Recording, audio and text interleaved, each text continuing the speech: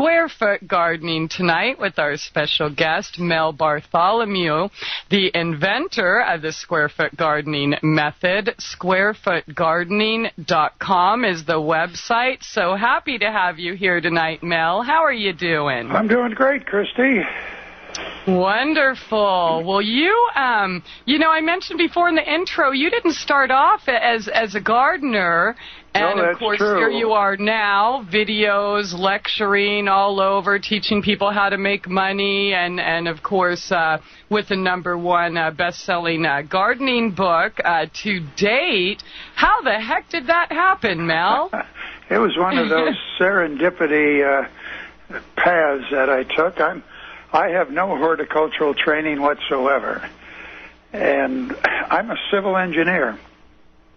Graduated from Georgia Tech, went in the business after my Army stint, and ended up having my own company, and it became very successful.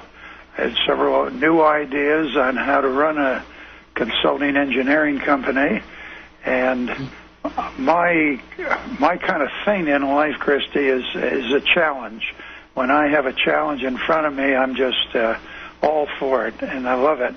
And the company became successful, and I actually achieved all of my 2-year, 5-year, and 10-year goals in about 3.5 years. And so I began to wonder, well, what's next? Mm-hmm. And I took a year sabbatical away from the company, and what came to me was, well, you just keep growing bigger, like any company.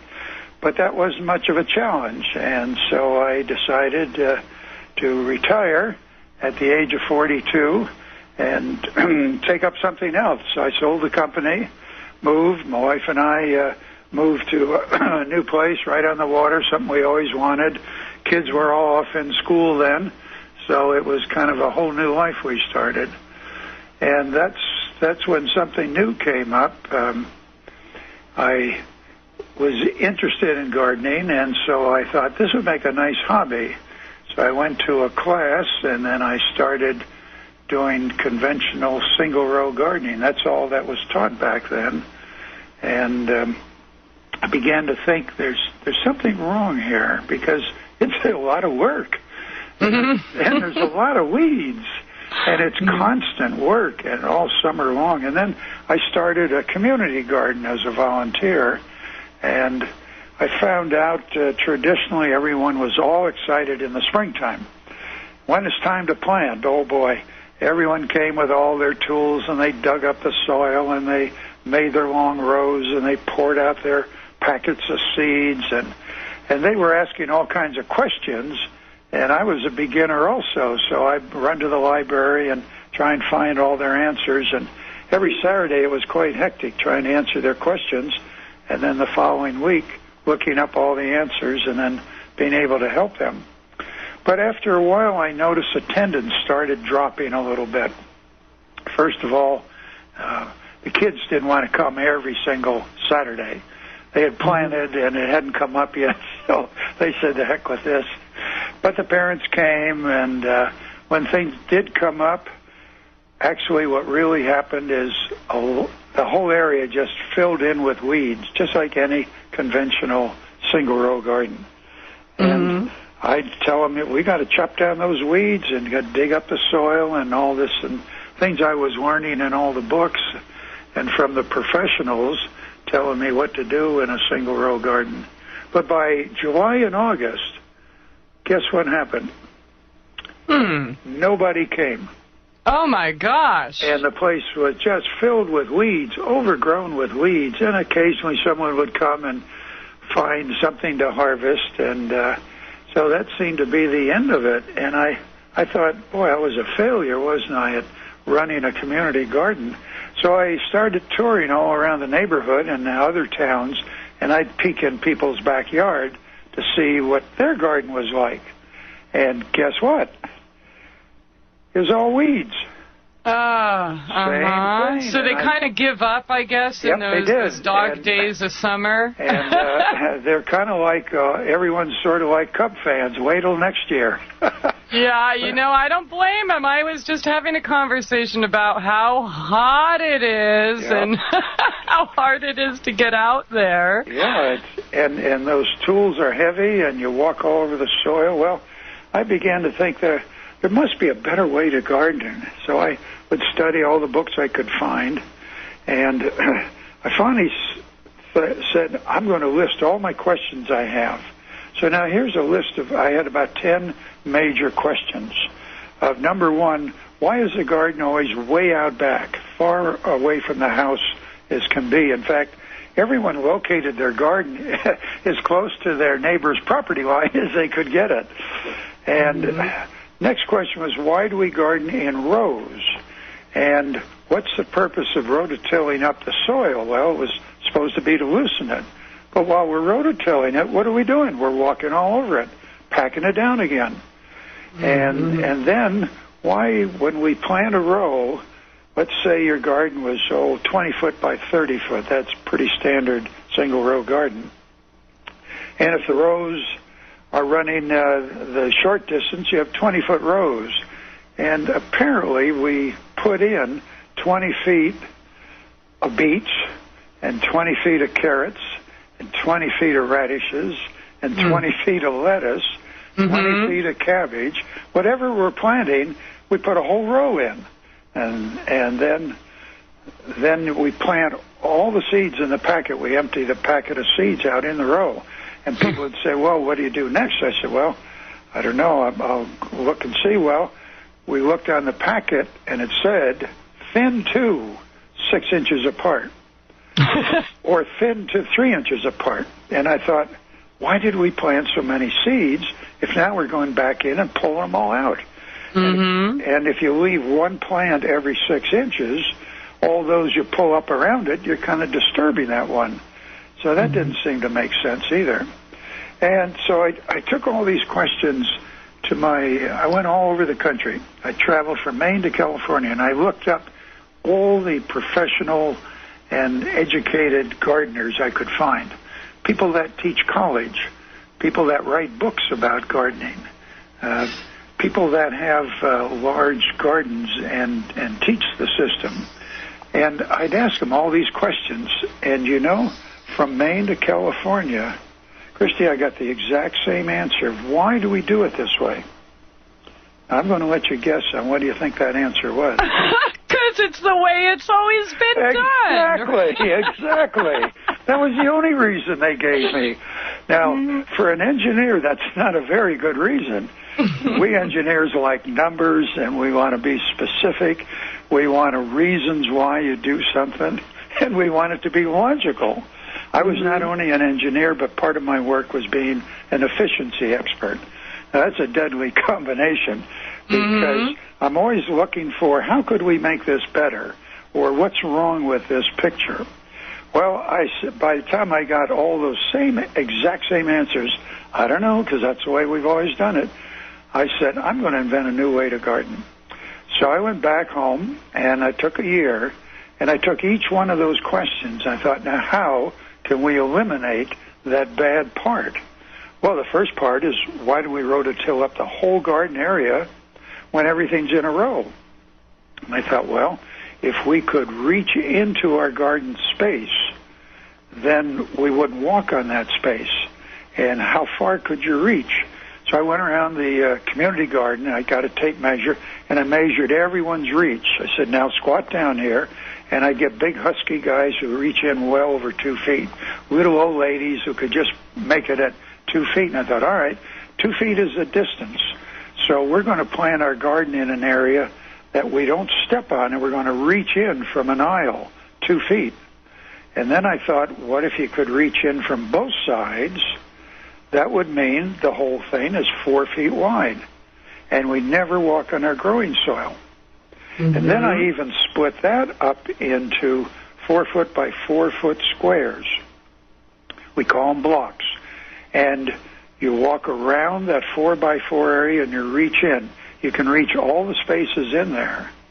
Well, the next thing that I wanted to look at was why do we plant all the seeds in one long row? That didn't seem to make sense.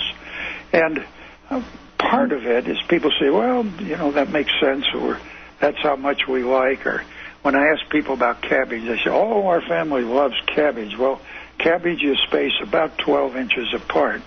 Now, in a 20-foot row, how's your arithmetic tonight, Christie? Well, I guess that would be 20 there you go. Going each way. Yeah, 20. And so that's 20 heads of cabbage that you're growing. And then I look at the audience, and I go up to anyone, doesn't matter, and I say, how many heads of cabbage did you buy at the grocery last week? And they laugh and say, well, I didn't buy any. I said, well, then I pick another person. How many did you buy last month? So, well, I bought one. I said, well, then why did we plant 20 heads of cabbage if you only want one a month as an average? And suddenly it dawns on people, we're planting too much. Why? I don't know. That's the way everyone does it. So I thought, well, we're going to shorten that row down a little bit. Well, the next thing I thought was, let's take, leaf lettuce. Leaf lettuce, the seed packets say thin to 6 inches apart after you plant all those seeds. And I thought, well, if the plants in the row can be 6 inches apart, why can't the next row be 6 inches away? And so I put in double rows, 6 inches apart. And then I thought, instead of planting a whole packet of seeds all at once, why don't we measure out, lay down a ruler or a yardstick, and measure out every 6 inches? And we'll poke our finger in the hole on the ground, and we'll just plant a small pinch of seeds every 6 inches. Now there's no thinning. And then I found out, because when you thin, as I mentioned before, you disturb the one you want to keep. So if we could eliminate the extra ones that sprouted, we would be good. And I thought, why don't we just cut them off? And they'll die, that plant, and it won't disturb the one that's living. So that's one of the ground rules of square foot gardening, is you plant a pinch of seeds in each hole, and the holes are properly spaced for their final dimension or their final location. Well, I put in double rows, 6 inches apart. That worked. I put in triple rows. That worked. And I thought, there's no need to have a single row. Let's put in double, triple, and fork rows. Of course, the problem was I had too much now because I had 4 rows 20 feet long. Well, what's the obvious thing? You shorten that row. It gets shorter and shorter and shorter until I got to a foot long and a foot wide, and that's your square foot. And then I checked and saw how many, and experimented with how many plants will fit in 1 square foot. Now, that 4x4 area, picture that on the ground, that's 16 square feet, 4 times 4. And if we could divide that space up into individual square foot, then we could see how to plant a little better. So the long shot of the whole story is we basically put in a 4 foot by 4 foot area, divided up into square feet with a grid. We lay a grid down on top of the ground. And the first book said you could use string, but I found that doesn't work very well. So my all-new book, which just came out a couple of years ago, said do not use string, but use something rigid like a piece of wood. And you can buy wood already cut to 4 feet long. So now we have 4 by 4 areas, and you walk all the way around it. Well, going back to the original book, it says measure out and locate those 4 by 4 areas, then dig up 6 inches of the ground, your existing ground, and mix in 6 more inches of 3 major ingredients: peat moss, vermiculite, and compost. So now you have 12 inches. Well, you put that back in the hole, but since you have 12 inches, you have to build a wooden frame to hold the extra 6. But you have 12 inches of very good soils. Half of it is perfect soil. Well, as I went around the country, people said, it works pretty good. And, but, now when someone says, but, there's something coming. They say, well, it was a lot of work. I said, wait a minute now. I've reduced the whole size of your garden down by 80%. That's how small a square foot garden can be to grow the same amount. So we go from 100% in a single row garden down to only 20% of that space. You can grow the same amount. That means 80% of garden space is wasted. It's wasted in aisles. And what do we do in those aisles? At the beginning, we rototilled them up. We spread fertilizer all over them. We composted them. We put peat moss all over them. But they're just a 3-foot wide aisle. Oh, that was the other thing I forgot. Why are the rows 3 feet apart? If the plants can be 6 inches apart or 9 inches apart in the row, why does the next row have to be 3 feet away? Again, we get back to, that's the way we always done it. So it turns out that single-row gardening, which we still practice today, and many of the experts are still teaching, I can't believe it, but they're still teaching square-foot gardening, mostly the government. What happened in the White House this spring? Oh, I think they planted a GMO garden or something. Well, they put in a victory garden. Now, a victory garden came from World War II, and in order to save on transportation and money and everything for a war effort, the government encouraged everyone that had a home to dig up their backyard and put in a victory garden, which was single-row gardening. That's 60, 70 years ago. 70 years. And we haven't improved our gardening techniques as far as some people are concerned. They're still teaching the single-row gardening. In fact, that's what was put in at the White House, a victory garden. And I wanted to find a political cartoonist. Do you have any in your audience maybe that could write me? I wanted to make a political cartoon that showed Mrs. Obama out having people dig up the lawn and putting in single-row gardens. And then President Obama comes out onto a balcony and he says, "Hey, I thought we were going to have change." That's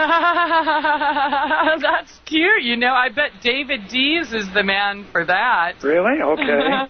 Excellent artist. Put me in touch and we'll do one and see. But I'd love to get the government to change their thinking and attitude towards a simple way to garden. Here's some, if you have a piece of paper and a pencil, write these down. Square foot gardening, to get the same harvest, 100% of the harvest, takes only 20% of the space. It takes only 10% of the water. Now think, who's running out of water? What states? Everywhere. What countries are running out of water? Clean water. It takes only 5% of the seeds. It takes only 2% of the work. There is no work to square foot gardening. No work. And how could that happen? There are no weeds. Now, if you're an old-timer, well, let's put it this way. You can learn the whole square-foot gardening system. Go to one of our lectures or go and get the book and study it. You can learn the whole system in about an hour, 1 hour. Now, if you're an old-timer, if you're an expert gardener, it's going to take you about 2 weeks to learn the system. And of course, well, I'm glad I didn't have any classes and I'm not an expert. Okay. And of course, the expert keeps saying, yeah, but. And it just can't comprehend that gardening could be so easy. Now, the all-new book says you do not have to dig up your existing ground. We don't even use your existing ground. We build a box 6 inches tall, and it measures 4 feet by 4 feet. Lay it down on the ground. Lay down a weed cloth. Do not touch your existing ground. Don't try to loosen it or dig it up or anything. And we're going to fill that box with a perfect soil. And that takes very little bit. Now, the perfect soil is the same that I explained in the first segment. It's equal parts, or 1/3 of peat moss, vermiculite, and compost. Now, the only thing is I want you to find a coarse vermiculite. Coarse. That's a grade. These are big particles. They hold water like crazy. They let air into the roots. It's just wonderful. And the secret of the whole mixture, though, is in the compost. And what I want you to find is a blended compost. that means at least 5 different sources of compost. Now, if you have your own compost pile in your backyard, that's perfect. That's what we're after. But if you have to buy it, at least to get started, you don't go to the store, and you know how many different varieties they have. And I've been in a store when I heard the wife say to the husband, Henry, look, these are only 99 cents a bag. Let's get 10 of those bags. Well, it turned out to be steer manure. It wasn't fully composted. And steer manure is the difference between steer manure and dairy manure. The steers are waiting to go in the slaughterhouse, and they're penned up in big pens, and they're fed a lot of salt, so they drink a lot of water, which bulks them up, and they have heavier weight. That improves profits. But that is not a good compost. But if you want to buy 1 bag, okay, but go and look for 4 more bags of 4 different kinds. Again, your own compost is the best. And you're going to have a well, let's say you want to make your own, and, Yep. and you don't know how easy it is. How would we do that? Well, first you get my book, and you read a whole chapter on composting, and I explain it so the non-gardener can understand it. There's a couple ways to make compost. Some of it takes a while, several months, but then once you get started, it goes on forever. Others, you can do it real quick, but it's a little more work. So basically all you're doing is taking everything that someone else throws away, and you put it in a compost pile. You chop it up a little bit. That speeds up the process. You keep it moist, and you turn it occasionally, mixing it up. And then it decomposes naturally. Mother Nature comes in and says, oh, boy, I'm going to take this big pile of refuse, and I'm going to decompose it. And she does all the work. She does all the work, and if you're lazy, she'll do everything, but you have to wait like 6 to 9 months. If you're anxious, you can do everything in about a month or 2. But it's all in the book. It tells you very easy. And by the way, the book is all color, and it's filled with photographs and pictures. Every time there's something to build or something to do, there's a picture of it.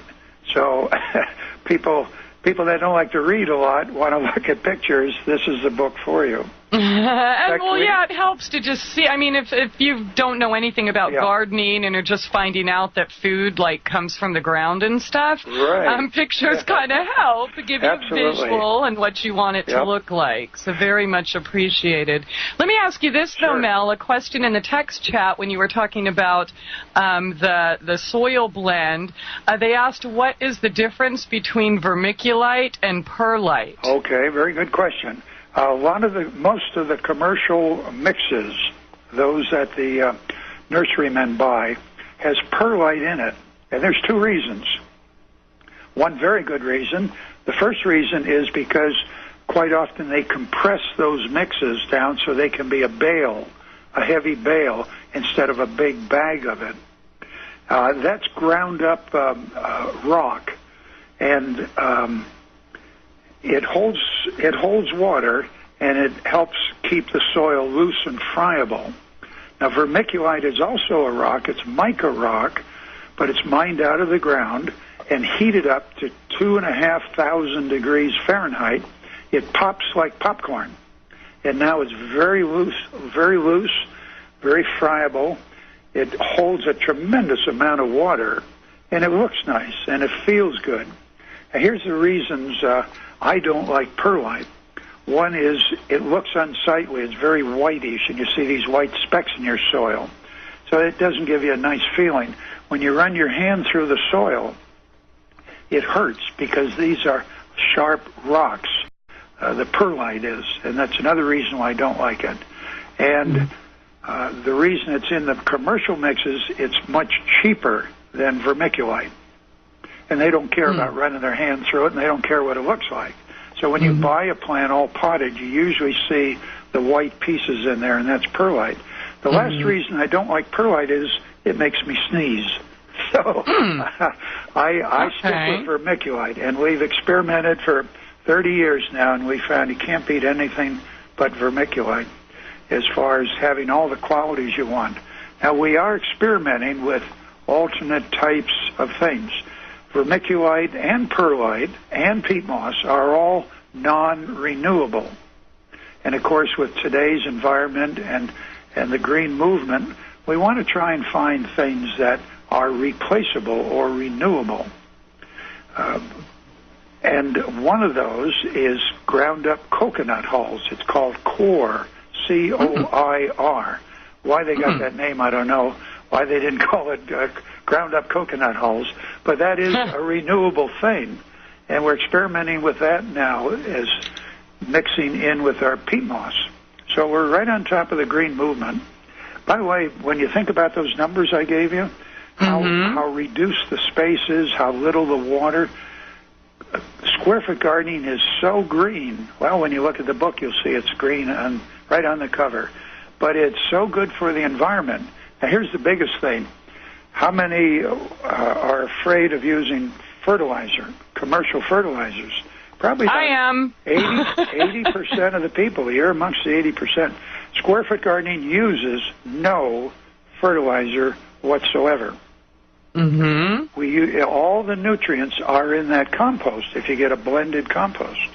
Square foot gardening is all about nurturing your plants.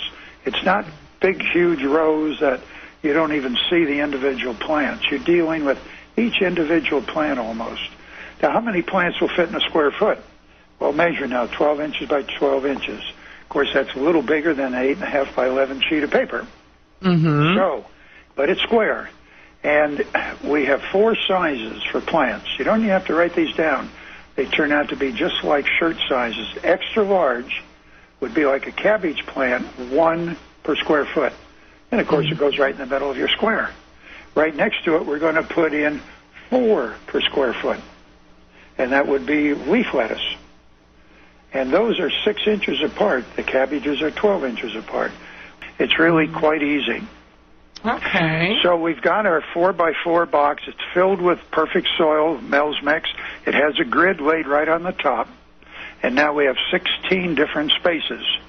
So we were talking about one plant would be placed 12 inches apart. That would be a cabbage plant or a broccoli plant or a big geranium. That goes right in the center. That's easy enough. And the rest of them, there is no measuring. We don't have to get into how many inches here and there. For 4 plants per square foot, that's when the plants should be 6 inches apart. You take one finger. Are you right-handed or left-handed, Christie? Right-handed. Okay, you take your trigger finger. You know which one that is on your right hand? I do. You go to that square, and you divide it in half each way by drawing a line in the soil with that finger. And you just go zip, zap. And you've now divided that square up into 4 small squares. And now your plants go right in the center of those 4 small squares. Now let's go to the next size, 4 inches apart. You go to the seed packets, and let's say you're planting bush beans or beets. And that would say plant the whole packet in a long row, and then go back and thin out all the plants, 95% of them, and leave 1 every 4 inches. Well, we're not going to do that. We're going to take another square, and we're going to divide it in thirds. Now, thirds would be 4 inches each, but I don't even want you to think about how many inches. I learned this when I was giving a lecture in Texas. A man came up to me and said, have you ever heard of the hook 'em horn sign? I said, oh, yeah, it's a Texas football team. And he showed it to me. It's your trigger finger and your little finger. And you've probably all seen it. You hold that up, and that's a sign for the hook 'em horns football team. He said, well, that's what we use in square foot gardening. I said, what do you mean? He said, when you want to divide the square in thirds, it works perfectly. You just take those 2 fingers, make the hook 'em horn sign, and go zip, zap, and you're done. And you have 9 perfect spaces. Punch a hole in each one of the center of those 9 spaces. Drop in a pinch of seeds in each hole. How many seeds in a pinch? Oh, well, I don't know. Oh, well. Now, some pinches might be bigger than other pinches. Well, the seeds might be bigger, but that's where you be careful. 2 or 3. That's all you have to learn about square foot gardening. Put in 2 or 3. The bigger the seed, the less number you put in. So if you're planting big bean seeds, you'd only put in 2 in each hole. Now remember, there's no thinning to square foot gardening. So if both come up and are right together, what do you do to the smallest one? Take a pair of scissors and go snip, and you're all done. There is no thinning to square foot gardening. And by the way, the soil stays loose and friable. Remember, we're reaching in. We never walk on our soil. You don't need to dig up your existing soil. So, when we come back, I'll tell you the last spacing, which is 16 per square foot. All right, Mel, thanks so much. Hold that right there. In the meantime, squarefootgardening.com. We will be right back. Truth Brigade Radio. We are moving on to 16 per box. So what have we got going there? All right, 16 per square foot. And that would be something that is supposed to be thin to 3 inches apart. So that would be radishes and carrots and onions. Now, to get that spacing, we go back to our zip-zap that we did for 4 per square foot, and we divide 1 square in half each way with your finger. Mm-hmm. And then we take 2 fingers. It's a little hard to describe over the radio. Take 2 fingers, the distance your eyes are apart. 2 fingers you'd hold up for the victory sign, the V sign.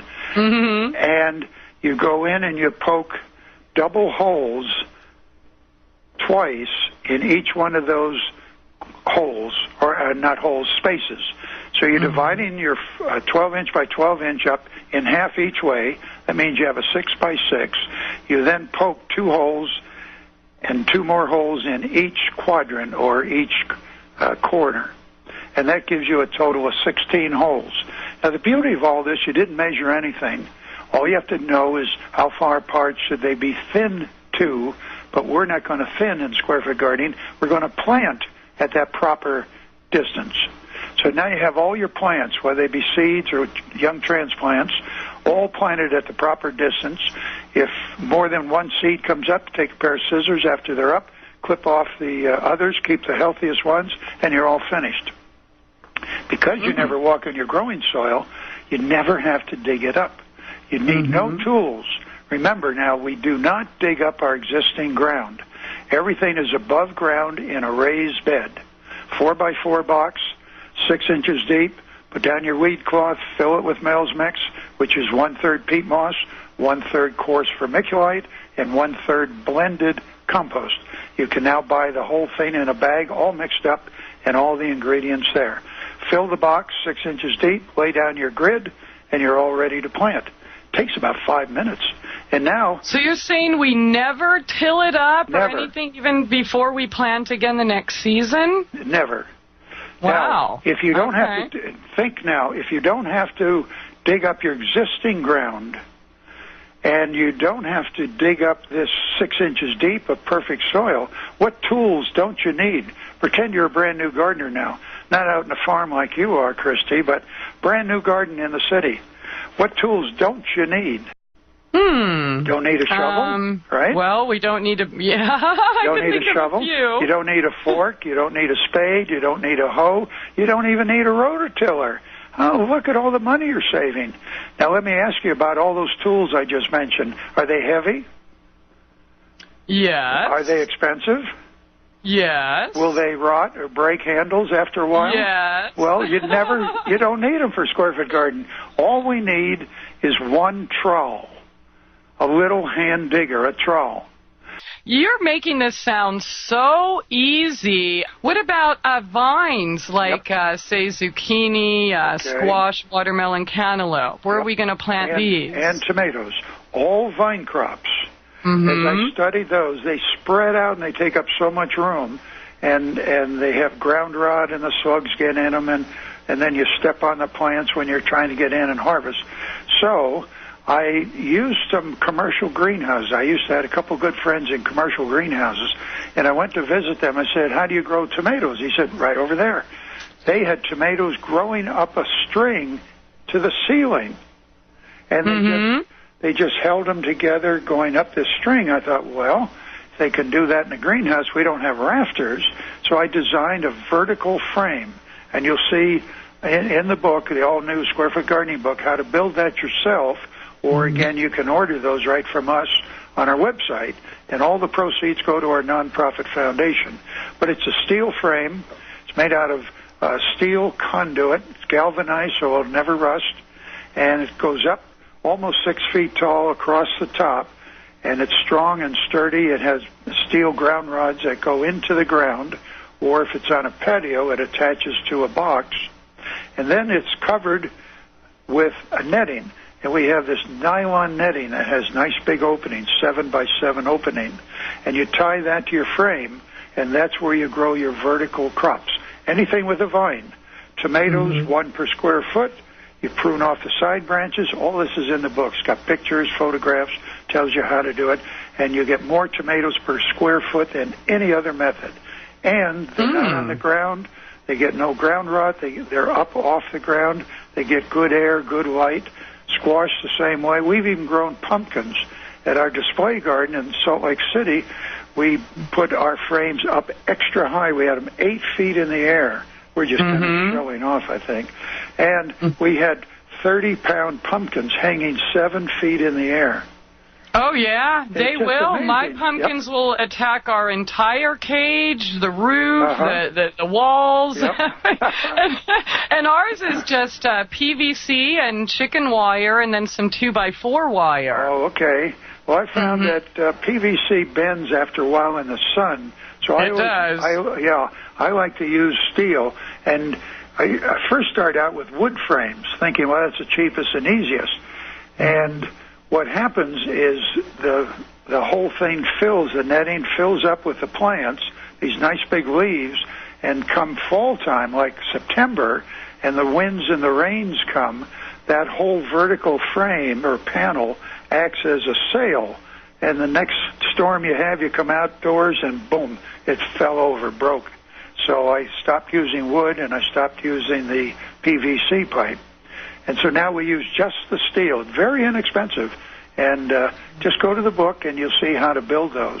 Cover them. You can buy the netting from us too if they don't have it in the store. And then you grow all your vertical crops that way. So you save a lot of space. And people say, well, how do you grow deep carrots in only 6 inches? There's a way to do that. We grow potatoes also, and there's a special, simple, easy way to do that. I wanted to address your question about decks and patios. All of our boxes, the basic building block for square foot gardening is 4 by 4. However, if you're on a porch or a deck in a condominium, a 4 by 4 takes up a little too much room unless you just stick it in the corner.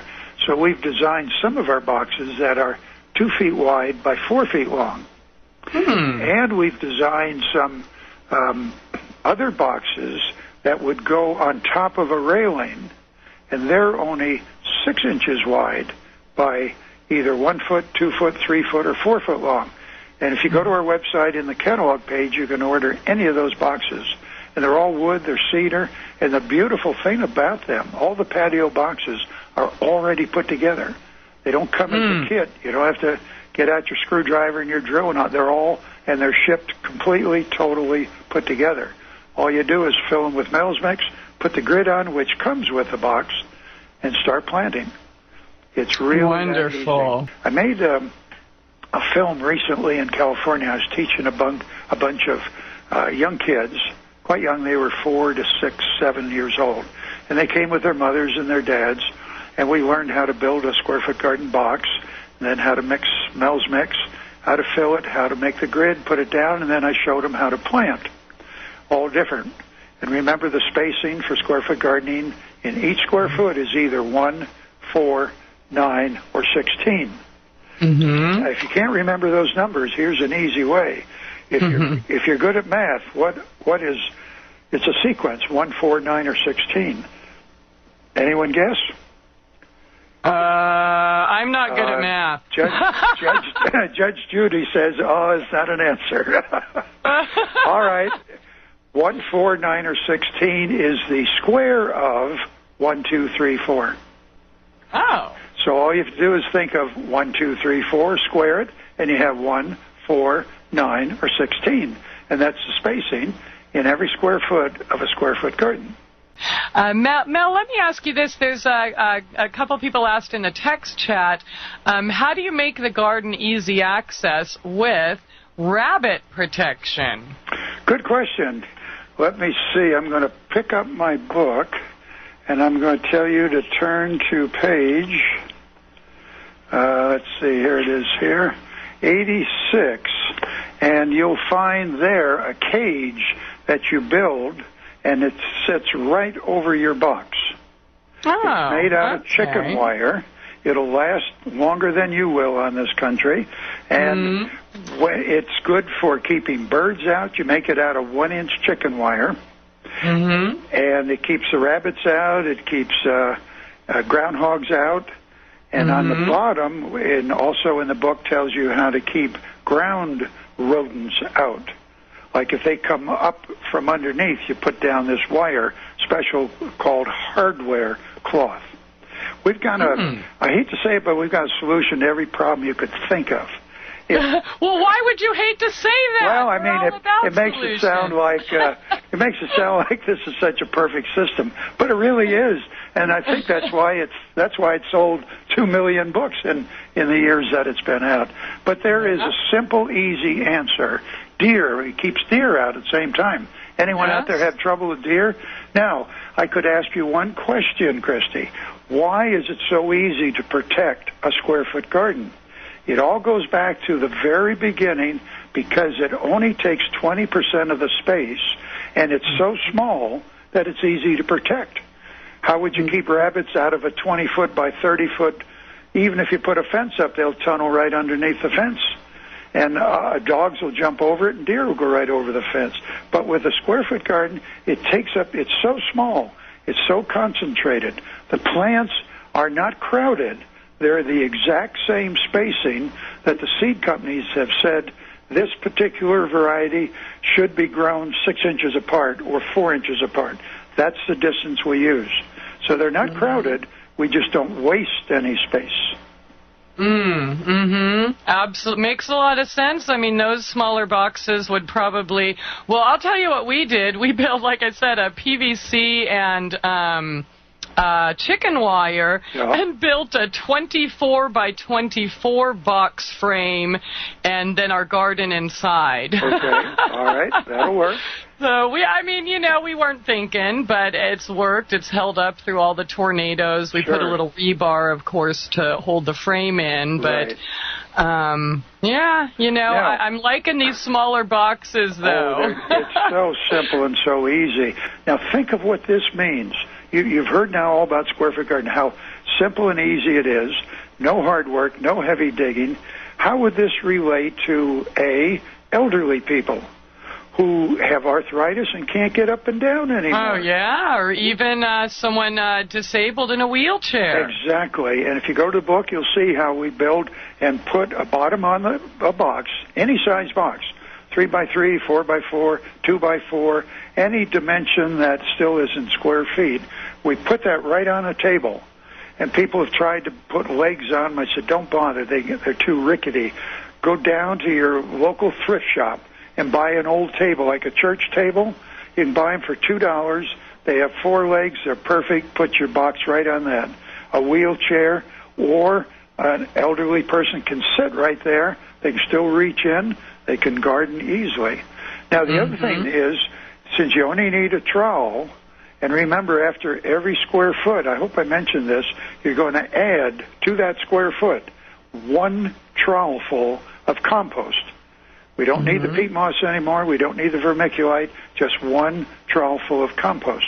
Hopefully it's your own that you're making. And there is a whole big chapter in the book on making compost the easy way. But if not, you'd buy some compost at the nursery. And or make it the hard way. Yeah. So, and that enriches that 1 square foot soil with new nutrients from the compost. Remember, square foot gardening uses no fertilizer whatsoever.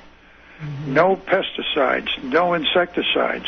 Why don't you need those? Well, first of all, we're not growing one crop that attracts insects and pests. And also, our plants are so healthy that they resist diseases, and insects. Insects go after, just like in nature, the wolves go after the sick deer. And so insects go after the sick plants. So if you're adding chemical fertilizers to your existing soil, whether it be clay or sandy or whatever it is, you have clay there, right? Where you are? Mm-hmm. Yes, a lot of it. Oh, is that awful stuff? And limestone. Oh, just think in the spring, for a square foot garden, there's nothing to do. You take a cover. I can't imagine that, and I'm loving the sound of it, Mel. You don't dig. You just decide. All you have to know is what are the spring crops, and they're all in the book. They tell you what to plant in the spring. There's a section on our website. In your state, you look up and you find out when your last frost date is, and then there's charts in the book that tells you what to plant before your last frost date and after your last frost date.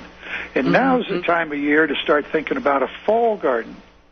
Now, most people don't plant a fall garden, and the reason is they used to do single-row garden. There were so many weeds by July and August, they gave up.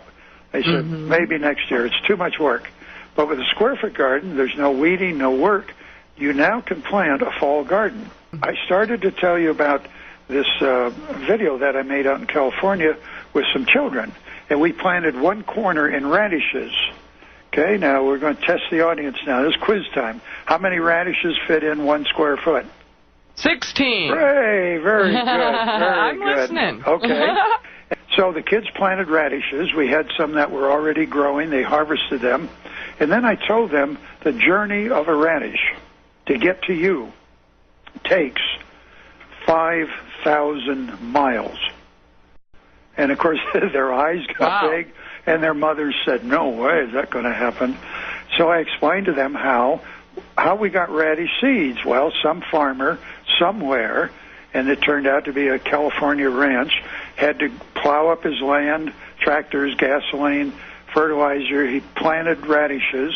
Instead of harvesting them in 4 weeks, he had to let them grow for 2 months till they sprouted a seed stalk, had seeds, flowers, and then they harvested the seeds. More tractors, more noise, more diesel, everything, all the pollution.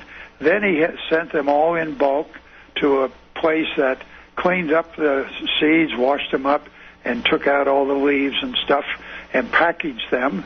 Then they sent them to a warehouse in Michigan, and then a farmer in Florida the next winter wanted to grow radishes.